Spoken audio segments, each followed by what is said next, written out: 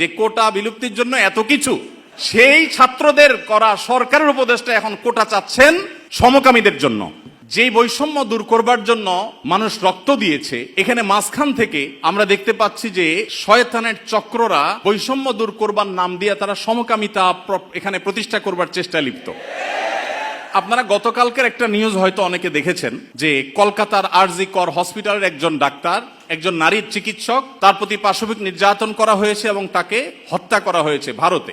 এটার প্রতিবাদে ঢাকা ইউনিভার্সিটিতে একটা আয়োজন হয়েছে 16 আগস্ট রাতে, এবং সেই আয়োজনে বর্তমান অন্তর্বর্তীকালীন সরকারের একজন উপদেষ্টা, সমাজ কল্যাণ উপদেষ্টা, তিনি উপস্থিত হয়েছেন। এস মুর্শিদ ওনার নাম। তিনি সেখানে উপস্থিত হয়ে তাদেরকে বলেছেন যে তোমরা কিছু দাবি দাওয়া পেশ করো, কিছু দাবি দাওয়া দাও তোমরা, যে দাবি দাওয়াগুলো বাস্তবায়নের জন্য আমরা ঝাঁপায়ে পড়ব। তিনি প্রকাশ করছেন যে আমরা ঝাঁপায়ে পড়ব তোমাদের সেই দাবি দাওয়া বাস্তবায়ন, তোমরা সেগুলো দাও। দাবি দাওয়া তো রেডি ততক্ষণে, তিনি দিতে বলছেন এবং বলছেন যে ঝাঁপায়ে পড়বো আমরা। এবং তিনি আরো কিছু কথা সেখানে বলেছেন, আমি সেগুলোতে আর যাচ্ছি না। তার পুরো কথার খোলাসা হলো যে পুরা তার কাছে যে সরকারি শক্তি আছে, তার পুরো ডিপার্টমেন্ট ঝাঁপায়ে পড়বে সেগুলো বাস্তবায়ন করবার জন্য। শুধু তাদেরকে উৎসাহ দিচ্ছেন, তিনি অনুপ্রাণিত করছেন যে তোমরা সেগুলো দাও। তারা দিয়েছে। তারা কি দিয়েছে?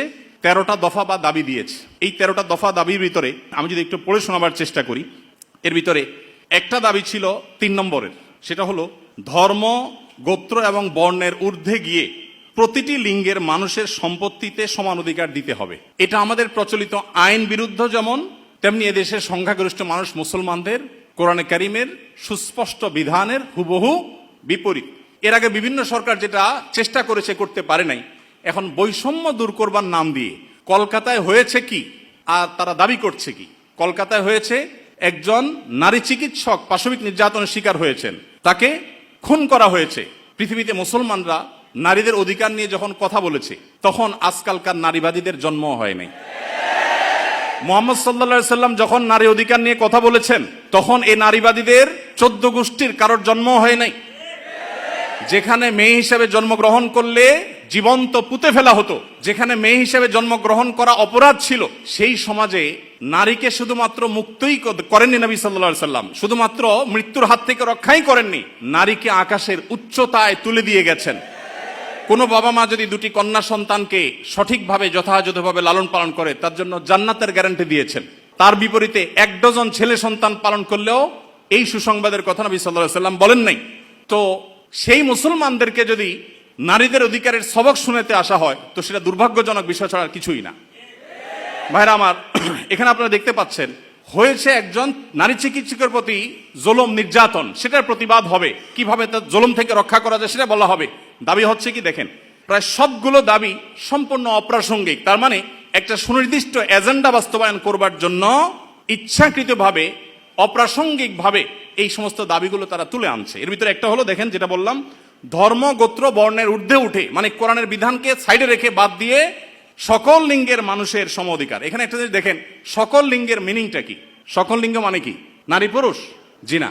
মূলত সমকামিতার কথা সরাসরি না বলে এই যে সকল লিঙ্গ, তারপরে যে আপনার জেন্ডার ডাইভার্সিটি, জেন্ডার বৈচিত্র্য, লিঙ্গ বৈচিত্র্য, এগুলো সবগুলোর মিনিং হলো যে এখানে তারা সমকামিতাকেও একটা লিঙ্গ হিসাবে, সমকামীদেরকে একটা লিঙ্গ হিসাবে, ট্রান্সজেন্ডারদেরকে একটা লিঙ্গ হিসাবে এখানে প্রবেশ করাচ্ছে, সরাসরি বলছে না। তো যাই হোক, এখানে কোরআন কারীমের আয়াতের বিধান থেকে আমাদেরকে, সারা দেশের মানুষকে সরে আসার জন্য আহ্বান করছেন। এই দেশে ছাত্ররা বৈষম্য বিরোধী, কোটা বিরোধী আন্দোলন করেছে কি কোরআন কারীমকে পরিবর্তন করবার জন্য?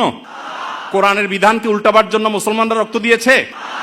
কিন্তু তারা তো সে দাবি করছে। আমাদের ছাত্রদের, আমাদের মুসলমানদের রক্তকে তারা কিসের বিনিময়ে বিক্রি করছে দেখেন।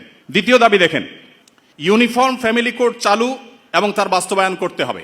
এটার সহজ কথা হলো যে মুসলিম পারিবারিক আইন যেটা আছে এটা তুলে দিতে হবে, এবং তারা যে সমাজ চায় সেই সমাজ সজাগ কথা বাস্তবায়ন করতে হবে, যেটা এদেশের সংখ্যাগরিষ্ঠ মানুষের চিন্তা, দর্শন, মূল্যবোধের পরিপন্থী। 4 নম্বর এটা। 5 নম্বর দফা হলো এখানে সন্তানের অভিভাবকত্বের আইন পরিবর্তন করতে হবে। নারীকে সন্তানের অভিভাবকত্ব দিতে হবে। কোরআন পুরুষকে, বাবাকে অভিভাবকত্বের দায়িত্ব দিয়েছে, এবং সেটা আমাদের সমাজে প্রতিষ্ঠিত, এটা আমাদের সমাজের সংস্কৃতি, এটা এদেশের মানুষের আবহমান কাল থেকে আসা সংস্কৃতি, এটাকে পরিবর্তন করে ফেলতে হবে। দেখুন, এগুলো এতটা অপ্রাসঙ্গিক এই সমাজে যে এগুলো নিয়ে এদেশের মানুষের কোনো কনসার্ন নাই, কিন্তু তাদের কনসার্ন আছে। 7 নম্বর হলো নারী, আদিবাসী, প্রতিবন্ধী এবং ভিন্ন লৈঙ্গিক পরিচয়ের মানুষকে, দেখেন নারী আসছে, আদিবাসী আসছে, প্রতিবন্ধী আসছে, এরপরে আবার নারীর পরে আবার ভিন্ন লৈঙ্গিক পরিচয়ের মানুষ বলতে কি বোঝানো হয়? পুরুষ এবং মহিলা ছাড়া ভিন্ন লিঙ্গ এর পরিচয় দেয় যারা, তারা কারা? ট্রান্সজেন্ডার। আরো সহজ করে বলতে গেলে সমকামী। কারণ একজন পুরুষ যখন নিজেকে নারী ঘোষণা করে তখন তিনি আরেকটা পুরুষের সাথে বিয়ে বসে, কারণ তিনি ঘোষণা করছেন নিজেকে নারী, এখন একটা পুরুষের সাথে বিয়ে বসেন। যখন একটা ছেলেকে বিয়ে করেন তিনি, তখন আগে থেকেই তো তিনি পুরুষ, এখন একটা ছেলেকে বিয়ে করলেন, তাহলে সমান সমান কি দাঁড়ালো? সমকামী।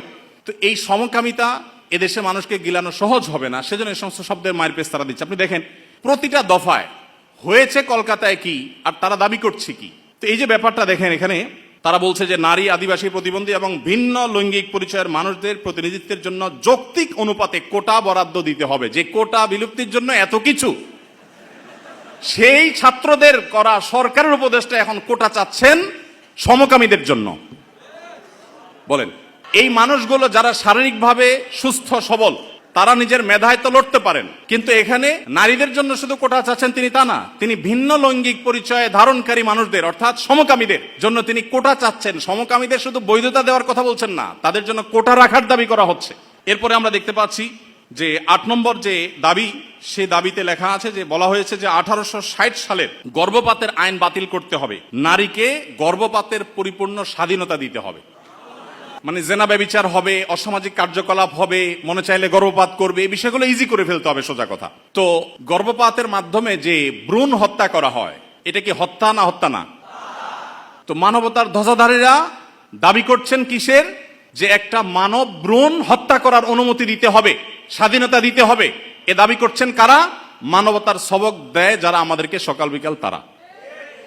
ভাইরা আমার, এরপর আপনি দেখেন কলকাতায় ঘটেছে কি, একজন নারী চিকিৎসকের উপরে জুলুম হয়েছে, আর তারা চাচ্ছে কি যে কোনো নারী যে কোনো জায়গায় গর্ভপাত করতে পারবে, পারমিশন চাচ্ছে। তার মানে যত রকমের অবৈধ সম্পর্ক আছে, জেনা ব্যভিচার আছে, এগুলো করে যাতে কারো টেনশন করতে না হয়, সে রাস্তা যাতে সুগম হয়, সেটা তারা চাচ্ছে।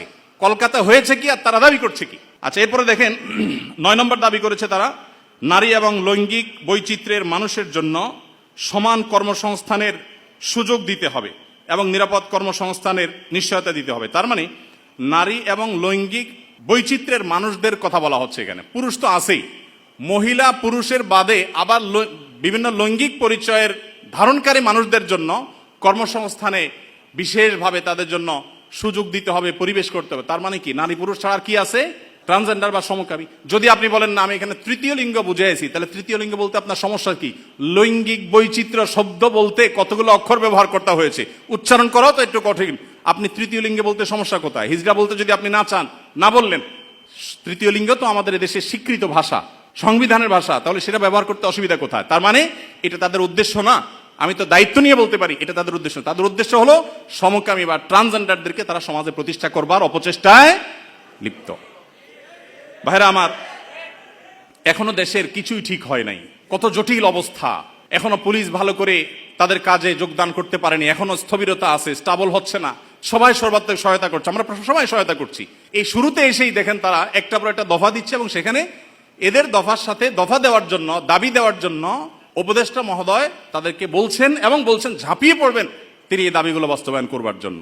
এরপরে 10 নম্বর দাবি দেখেন, প্রতিটি ভিন্ন ভিন্ন লৈঙ্গিক পরিচয়ের মানুষের রাষ্ট্রীয় পরিচয়পত্রে তার লৈঙ্গিক পরিচয়ের স্বীকৃতি থাকতে হবে। তার মানে পুরুষ, মহিলা, ট্রান্সজেন্ডার বা সমকামী এটা থাকতে হবে। পুরুষ মহিলা তো আছেই, তাহলে প্রতিটি লৈঙ্গিক পরিচয় ধারণকারী মানে কি বুঝাচ্ছেন আপনি? আপনি বলেন যে পুরুষ, মহিলা, হিজড়া বা তৃতীয় লিঙ্গ, এটা তো হয়ে যায়, কিন্তু প্রত্যেকটা মানে কি? প্রত্যেকটা লিঙ্গ পরিচয় ধারণকারী মানুষের মিনিং হলো এটা। বিগত আমলে আমাদের স্কুলে, এমনকি আলিয়া মাদ্রাসার পাঠ্যপুস্তকে যে পাতায় পাতায়, লাইনে লাইনে, পৃষ্ঠায় পৃষ্ঠায় যে সমকামিতার কুশিক্ষা, এই অপসংস্কৃতি এবং বস্তাপচা সস্তা এই চিন্তাধারা এবং বিকৃত ব্যবস্থাপনাকে যারা এই সমাজে পুশ করার চেষ্টা করছে, আমাদের সমাজে এর বাইরে হাজারটা বিষয় আছে, সেগুলো নিয়ে তাদের কোনো মাথা ব্যথা নেই। আবার সেই একই জিনিসের পদধ্বনি আমরা এখনই শুনতে পাচ্ছি। ভাইরা আমার, 11 নম্বর দাবি ছিল তাদের, সব ধরনের লৈঙ্গিক বৈষম্যকারী আইন বাতিল করতে হবে। সব ধরনের লৈঙ্গিক বৈষম্যকারী আইন বাতিল করতে হবে। ওই যে মেয়েদের, ছেলেদের মিরাসের যে আইন আছে সেটা বাতিল করতে হবে। তারপরে যায়া আপনার সমকামীদের বিরুদ্ধে আমাদের দেশে আইন রয়েছে, আপনারা জানেন, সমকামিতা লিপ্ত হলে 2 বছর কারাদণ্ডের কথা বলা আছে, সেগুলো বাতিল করতে হবে। এই যে দাবিগুলো আছে, আপনারা এবার মিলান যে কলকাতাতে একজন নারী চিকিৎসক তিনি জুলুমের শিকার হয়েছেন, তার সেই জুলুমের বিরুদ্ধে সর্বকণ্ঠে আমরা শতকণ্ঠে প্রতিবাদ জানাবো, কিন্তু এখানে প্রতিবাদ জানাতে গিয়ে দাবি যেগুলো তোলা হচ্ছে সবগুলো হলো সমকামী এবং ট্রান্সজেন্ডারদের জন্য দাবি। এই যে ষড়যন্ত্র, এটা আমাদের দেশে নতুন না। যারাই যখন আসে বিদেশিদের টাকা পয়সা ফান্ড পেয়ে তারা সেগুলোকে এই দেশে পুশ করার অপচেষ্টায় লিপ্ত থাকে। তারা জানে না এদেশের ওলামা একরাম তাদের শেষ রক্তবিন্দু থাকা পর্যন্ত এই সকল অনাচারের বিরুদ্ধে তারা কথা বলে যাবেন। এদেশের ওলামা একরাম, এদেশের দিনদার মানুষের কোনোদিন এটা বাস্তবায়ন হতে দিবে না। মালয়েশিয়ানরা যদি সমকামীদের যে সিম্বল, তাদের যে রংধনুর সিম্বল, সেই কালারগুলো, সেই 6 কালার, এগুলো যদি কেউ কোনো পোশাকে, আশাকে, ঘড়িতে, কোনো কিছুতে ধারণ করে, আমি যদি ভুল না বলে থাকি, না জেনে থাকি, তাহলে 3 বছর কারাদণ্ডের কথা বলা আছে।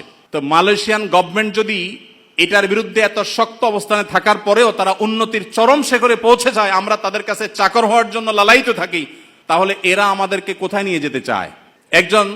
একজন উপদেষ্টা মহোদয়, তিনি বর্তমানে আমাদের প্রচলিত আইন সংবিধানে থাকা জিনিসের বিরুদ্ধে, সবচেয়ে বড় কথা হলো আইন সংবিধানের চেয়েও বড় জিনিস হলো এদেশের সকল ধর্মের মানুষের কাছে ঘৃণিত একটা বিষয়কে সমাজে স্টাবলিশ করবার জন্য রীতিমতো প্রকাশ্যে এখন তারা নেমেছেন। এখন একজন আলেম হিসাবে, একজন দায়ী হিসাবে আমাদের বুদ্ধিবৃত্তিকভাবে এই সকল ষড়যন্ত্র মোকাবেলা করতে হবে। আমরা এদেশের বৈষম্যের বিরুদ্ধে, যত প্রকার বৈষম্য আছে সেই বৈষম্যের বিরুদ্ধে ওলামা একরাম কথা বলেছেন। সবচেয়ে বেশি বৈষম্যের শিকার তো আলেম সমাজের দেশে। আলেমদের চাইতে, দাড়ি টুপি এবং হিজাবের চাইতে বেশি বৈষম্য এদেশে কার প্রতি হয়েছে? আমাদের এই সমাজে শুধুমাত্র এই স্বাধীনতার পর থেকে না, ব্রিটিশ আমল থেকে শুরু হয়েছে।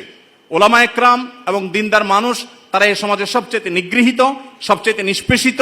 একটা বাজেট ঘোষণার পর কেমন বাজেট হয়েছে, বাজেট ভাবনা জানতে চায় বিভিন্ন মিডিয়াগুলো, আপনি জানেন। টকশো যেরকম হয়, অনেক সময় দেখা যায় বাহিরে তারা সাধারণ মানুষের, জনমানুষের বাজেট ভাবনা তারা জানতে চায়। একজন রিকশাওয়ালাকেও জিজ্ঞাসা করে, রিকশাওয়ালা ভাই, এই যে বাজেট সম্পর্কে আপনার কোনো মন্তব্য আছে কিনা? কিন্তু আপনারা অবাক হবেন, আজ পর্যন্ত বাজেট নিয়ে কোনো আলেমের বক্তব্য কোনো মিডিয়া আমার জানা মতে জানতে চাই নাই যে আলেমদের ভাবনা কি। আলেমদের কোনো ভাবনা থাকতে পারে না?